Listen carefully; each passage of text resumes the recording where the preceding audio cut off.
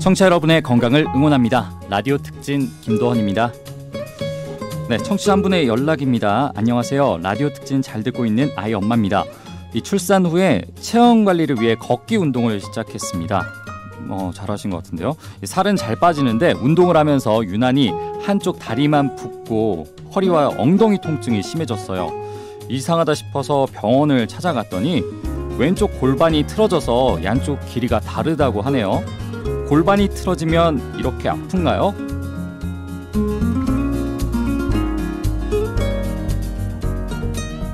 네, 라디오 특진 오늘은 한의사 김희준 원장님과 함께하도록 하겠습니다. 원장님 안녕하세요. 네, 안녕하세요. 네, 오늘은 아이 엄마의 사연으로 시작을 해보겠습니다. 골반이 틀어졌다고 하시네요. 네. 지난 시간에 이제 어깨 부위에 대해서 얘기를 했는데 네. 골반이 틀어져도 이제 당연히 통증이 좀 발생하겠죠? 네, 맞습니다. 보통은 양쪽의 엉덩이 크기가 같지만 간혹 양쪽의 모양이 다른 경우가 있는데 이를 속칭 짝꿍둥이라고 하죠. 그렇죠. 네. 네. 외관상으로도 이상하지만 실제 골반이 틀어지면서 요통이나 골반통을 유발해 걷는 자세가 틀어지고 지속적으로 자세가 삐뚤어진 채 생활하다 보면 허리 및 다리 통증까지 유발하게 됩니다. 그런데 이제 대부분의 경우는 사실 우리들 양쪽 길이, 다리 길이 좀 다르잖아요. 네. 골반 틀어지는 거 문제긴 한데 저 같은 경우는 이제 우측 다리가 좀 더 깁니다. 네. 이런 거를 좀 매력으로 승화시킨 사례도 있잖아요. 예, 있습니다. 금발머리와 빨간 립스틱의 뇌세적인 매력으로 유명한 마릴린 먼로는 인위적으로 다리 길이가 차이가 나도록 한쪽 구두굽을 일부러 짧게 만들어서 골반을 실룩거리게 만들었다는 일화가 있습니다. 네. 그 외에도 축구 스타 데이비드 베컴은 반복적인 슈팅 동작으로 인해서 오른쪽보다 왼쪽 다리가 더 짧은 것으로 알려져 있습니다. 이 유명하죠, 정말. 네. 네. 사실 이런 유명 스타들 외에도 대부분의 사람들은 양쪽 다리 길이가 다른 경우가 많은데요. 다리 길이가 2cm 이상 차이가 났거나 걸을 때 눈에 띌 정도로 몸이 틀어진다면 골반 틀어짐을 의심해 봐야 합니다. 2cm 이상이면 생각보다 크니까 네. 바로 확인을 해보면 알 수 있지 않을까 싶습니다. 사실 골반 하면은 이제 아이 낳을 때 골반이 크면 좋다 이런 말들을 듣긴 했는데 실제로 골반은 우리 몸에서 어떤 기능을 하나요?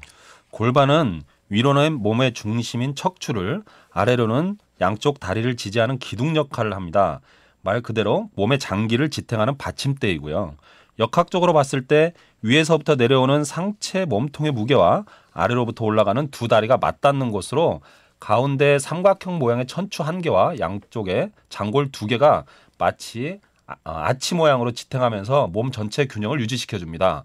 건축 양식으로 잘 알려진 아치형 구조는 둥근 모양의 하중을 골고루 분산시켜서 효과적으로 건축물의 균형을 유지할 수 있는 원리로 골반이 이와 같은 원리와 비슷한 구조인 셈입니다. 네. 그렇다면 골반 균형이 깨지면 왜 문제가 되는 걸까요?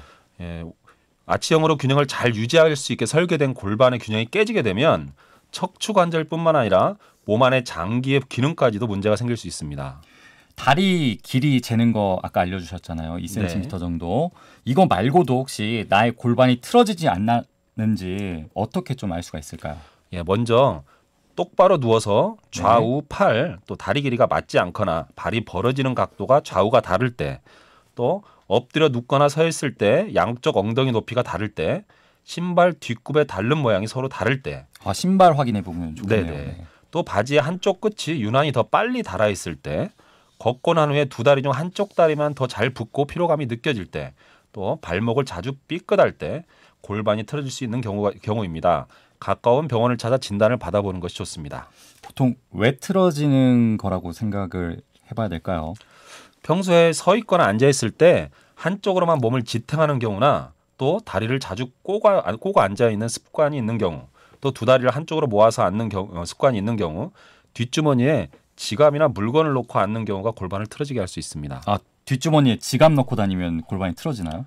그 뒷주머니에 지갑을 넣고 자주 장시간 동안 앉아 있는 자세가 유지가 되면 골반이 틀어질 수가 있습니다. 네, 많은 분들이 또 스마트폰이나 지갑 이렇게 뒷주머니에 휴대하고 계신 분들 많은데 앉으실 때는 좀 꺼내 놓으시는 것도 좋을 것 같습니다. 그래서 요즘은 직장인분들이나 학생들 특히 이제 좋은 의자 사는 거를 좀 고려하지 않나 싶어요. 네. 이런 것도 대안이 될 수가 있을까요?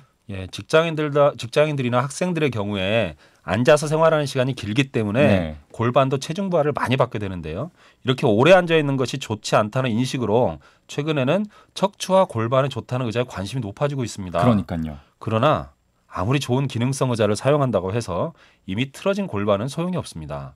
의자의 선택도 중요하지만 한두 시간에 한 번씩 5분에서 10분간 자리에서 일어나서 잠시 걷거나 스트레칭이나 기지개를 켜며 굳은 몸을 풀어주도록 해야 합니다. 어느 정도 그래도 의자 같은 경우를 좀 좋은 걸 선택을 했을 때 좋은 영향은 주겠죠. 아, 그럼요.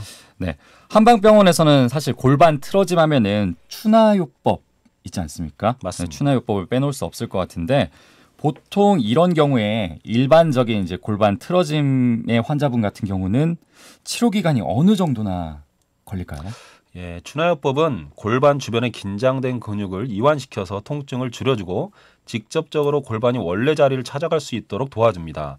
치료 기간은 환자 케이스에 따라 차이가 있습니다. 중요한 것은 치료받는 도중에 스스로 바른 자세를 유지하고 스트레칭과 운동을 생활하는 것이겠습니다. 이 경우 같은 경우는 이제 건강급여 보험을 좀 받을 수가 있을까요? 네, 올해부터 추나가 건강보험의 급여를 받게 되었습니다. 그래서 과거보다 주머니 사정이 좀 어려우신 분들도 가벼운 마음으로 추나요법을 받을 수 있습니다. 사실 이 추나요법을 받는 것 자체가 어떻게 보면 골반이 틀어졌다고 우리가 죽거나 그러진 않잖아요. 네. 근데 일상생활에서는 분명히 불편할 텐데 이렇게 건강급여 보험을 적용을 받을 수가 있으면은 좀 손쉽게 치료를 받을 수 있지 않을까 이런 생각을 해봅니다.